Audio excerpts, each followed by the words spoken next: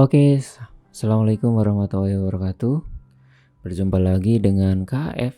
Nah, kali ini kakak akan memberikan clue panter mandiri matematika saintek. Tanpa berlama-lama, yuk kita saksikan videonya sampai habis.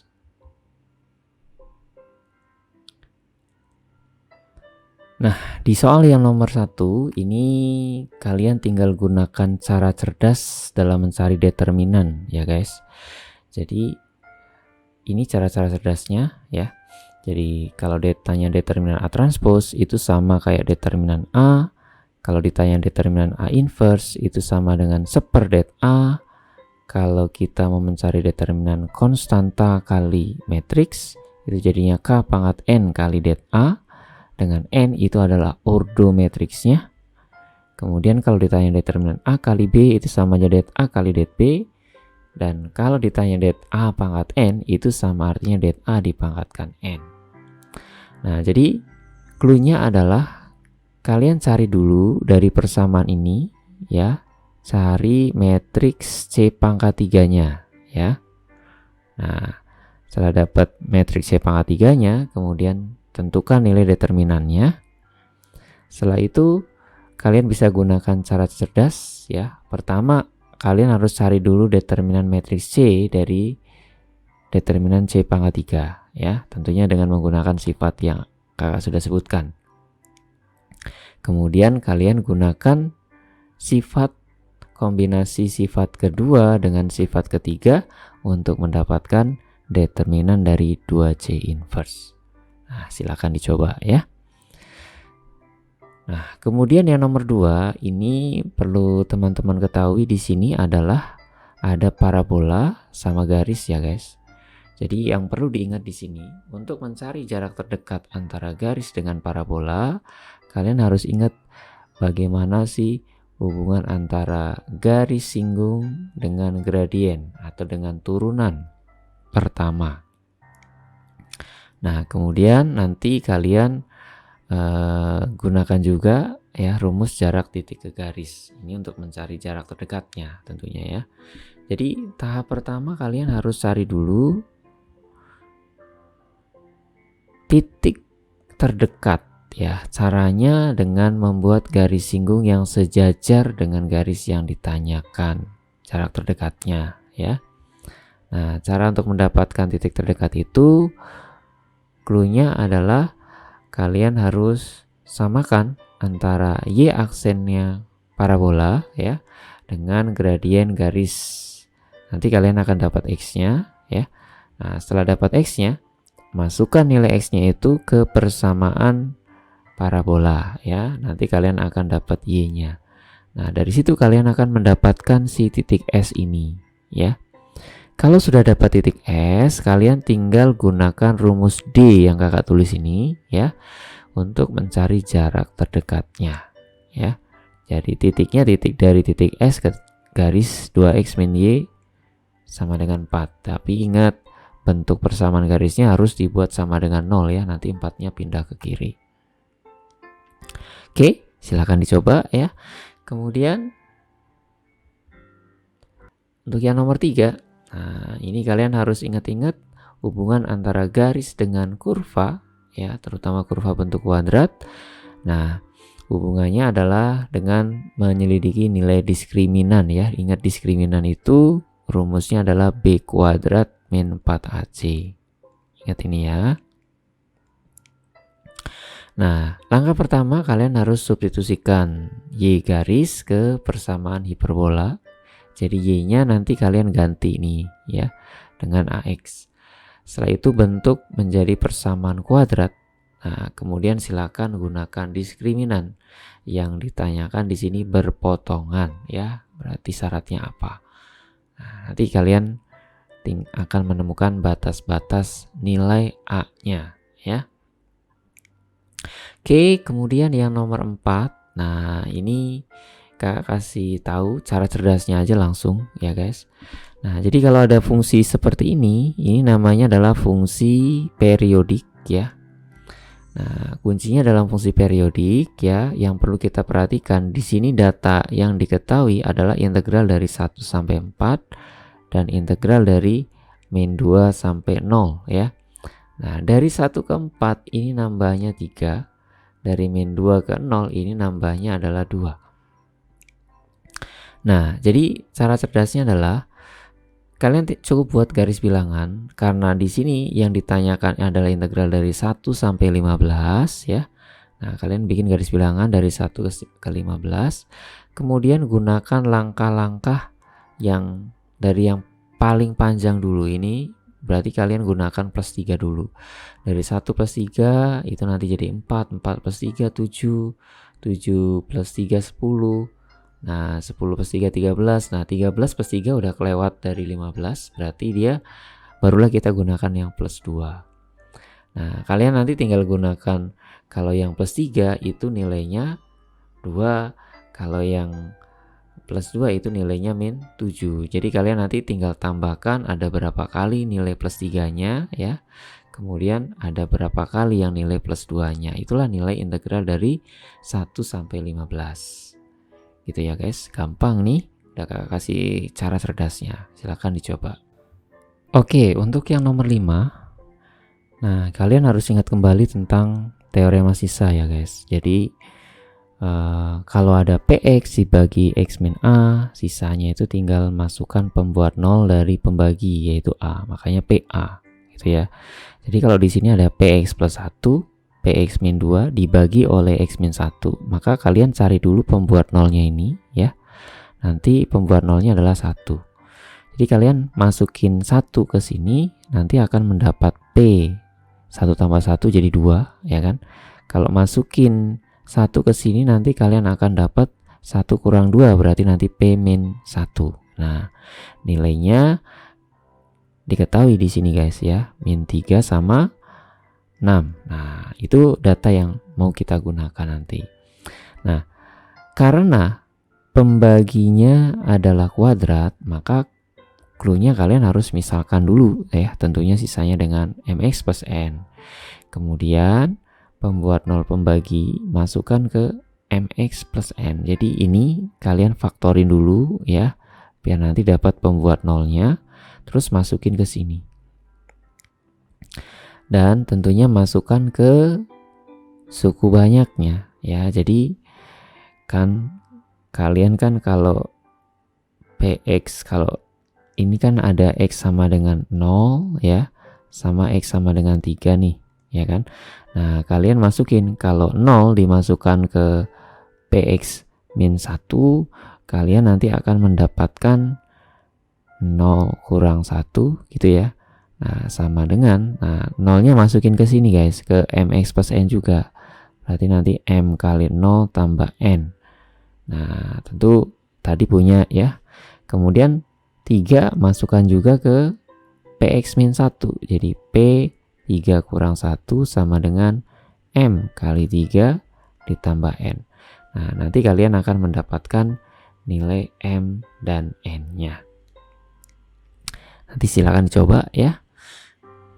Nah, kemudian untuk soal yang nomor 6 ini gampang sekali. Kalian tinggal gunakan pertidaksamaan mutlak ya guys. Khususnya karena di sini ada tanda kurang dari, kalian bisa gunakan dulu yang pertama ya, bentuk dasar pertidaksamaan mutlak yang pertama. Nah, nanti mutlak yang luar hilang, kalian nanti dalamnya tinggal ini. Nanti ada mutlak lagi, silakan gunakan kerjakan satu persatu ya, karena kalau kurang dari tandanya itu kan nanti antara. Nah, nanti kalian pasti bisa lah ya. Kemudian untuk soal yang nomor 7, ini ada sebuah lingkaran pusat di A, B dengan jari-jari akar 13 ya, menyinggung garis. Nah, ini untuk mendapatkan nilai 3A plus 2B, kalian tinggal gunakan cara cerdas saja. Jadi jika ada lingkaran disinggung oleh suatu garis, maka jari-jarinya itu sama dengan jarak dari titik pusat ke garis singgung.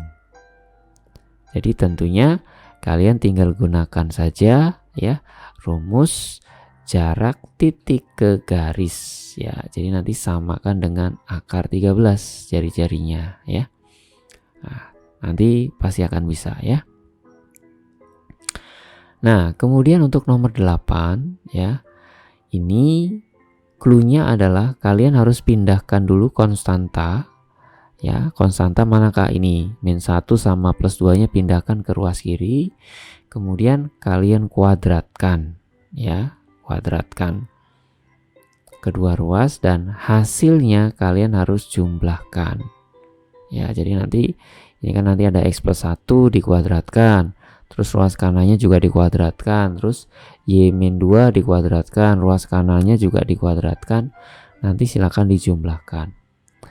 Nah, nanti kalian harus gunakan identitas trigonometri untuk menyederhanakan bentuknya. Nah, kakak kasih tahu nanti kalian akan ketemu bentuk ini. Sin kuadrat tambah cos kuadrat ya guys. Ini ingat kalian ganti dengan 1.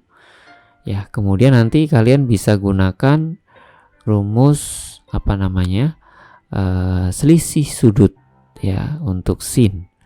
Nah, ini nanti ada sin cos min cosin. Nah, ini nanti kalian silakan sederhanakan dengan sin x min y. Nah, kalau nanti misalkan masih ada bentuk trigonometrinya, untuk mendapatkan nilai minimum atau maksimum, cara mudahnya adalah cukup ganti dengan 1 atau -1. Nanti bandingkan nilai-nilai yang diperoleh. Tentunya kalau ditanya nilai minimum, kalian pilih nilai yang paling kecil gitu ya. Oke, nanti silakan dicoba saja ya. Nah, untuk nomor 9 ini juga mudah ya guys. Jadi kalian cukup ingat ini konsep dari SN, itu artinya jumlah dari U1 sampai dengan UN. Jadi kalau misalkan S5 Kak, berarti ya U1 sampai U5 gitu ya. Nah, di sini kaitannya dengan yang ditanyakan. Ini mulainya bukan dari U1 Kak, tapi dari U3. Nah, kalian cukup gunakan rumus ini karena terakhirnya kan U2N+3 ya. Jadi kalian bikin S2N+3. Nah, biar dapat yang ditanya, maka ini harus dipindah ke kiri ya guys. Jadi untuk mendapatkan yang ditanya, ini yang ditanyakan ini ya, itu berarti sama aja S2N+3 dikurang apa nih? Kalau U1 tambah U2 itu sama aja S2. Nah, silakan kalian gunakan rumus SN ini untuk mendapatkan S2N+3 dan S2. Kalau S2 gampang ya, tinggal ganti N-nya 2. Kalau S2N+3 juga ganti N-nya dengan 2N+3. Oke, nanti kalian akan dapat. Nah, berikutnya nomor 10 kita gambar dulu ya guys, baloknya. Nah, di sini ada AB banding BP 1:2. Nah, posisinya di sana di perpanjangan ya. Nah, theta adalah sudut antara garis HP dengan bidang BCGF. Nah, ini BCGF dengan garis HP. Nah, kalau kita perhatikan bidang BCGF ya, BCGF itu sejajar dengan bidang ADHE ya. BCGF itu sejajar dengan bidang ADHE. Jadi kalau kita mau mencari sudut antara HP dengan BCGF, itu sama halnya kalian mencari sudut antara HP dengan bidang ADHE. Ya. Jadi nanti posisinya di mana Kak? Di sini. Nah, di sini sudutnya. Nah, kalian tinggal amati ini segitiga AHP itu ternyata adalah segitiga siku. Jadi untuk mencari cos tetanya, nah kalian tinggal cari samping per miring ya. Sampingnya siapa Kak? AH. Miringnya adalah HP. Nah, silakan nanti dicari saja. Oke? Gampang. Nah, berikutnya untuk yang nomor 11 ya, di dalam sebuah kantong terdapat bola merah dengan jumlah 3N dan bola putih dengan jumlah 2N. Jadi total bolanya kalian masih tahu ya. Jadi ada 5N ya guys. Nah, jadi yang merahnya itu ada 3N, ya. Kemudian putihnya itu adalah 2N. Jika dilakukan pengambilan dua bola sekaligus dan peluang terambilnya bola dengan warna sama adalah 7/15, maka nilai dari, nah tentunya kita cari nilai N-nya dulu ya. Nah, ini kakak kasih tahu clue mudahnya ya. Clue mudahnya. Nah, kalian harus cari dulu. Ini kan kalau warna sama itu kan berarti kemungkinannya bisa dua-duanya merah atau dua-duanya putih. Nah, ini mending kalian cari komplemennya ya. Jadi kalau beda warna ya, beda warna berarti peluangnya itu adalah tinggal 1 dikurang 7/15 guys ya. Jadi nanti 8/15. Nah, kalau beda warna itu ya, berarti nanti yang terambil adalah 1 bola putih dan 1 bola merah ya, 1 merah dan 1 putih. Nah, tentunya untuk menghitung peluangnya ini kalian tinggal gunakan kombinasi. Merah ada 3N diambil 1, putih ada 2N diambil 1, dibagi dengan total bolanya diambil 2. Nanti silakan sama dengan kan 8/15. Nanti kalian akan dapat N. Nah, silakan dihitung ya. Nah, dan terakhir ini kalian tinggal gunakan hubungan antara garis dengan parabola ya, sama kayak tadi ya. Nah, ini mengandung pengertian begini, kalau berpotongan artinya dia mempunyai 2 solusi ya, atau 2 penyelesaian. Kalau dia sama dengan D-nya berarti bersinggungan, artinya dia hanya mempunyai 1 penyelesaian. Tapi kalau kurang dari D-nya berarti dia tidak punya solusi. Nah, clue-nya kalian tinggal samakan ya Y parabola dengan Y garis ya. Setelah itu kalian bentuk menjadi persamaan kuadrat tentunya ya. Nah, x kuadrat plus bx plus c sama dengan 0. Kemudian setelah itu kalian cari nilai D-nya. Kalau tepat 1 solusi, nah nilai D-nya berarti harus sama dengan 0 ya guys. Nah, setelah dapat bentuk persamaan dalam M ya, ini nanti kalian akan dapat persamaan dalam M. Katakanlah gini, PM kuadrat plus QN plus R lah, katakan gitu ya, R sama dengan 0. Nah, kalian nanti ditanya jumlah semua nilai M. Nah, kalian bisa gunakan rumus. Kalau kalian masih ingat ya, ini ada persamaan kuadrat ya, tanpa kita mencari akar-akarnya kalian bisa gunakan rumus untuk mencari jumlah min B per A. Kemudian untuk mencari kalinya itu adalah C per A. Jadi nanti kalian mencari ini doang guys ya. Nah, silakan dicari.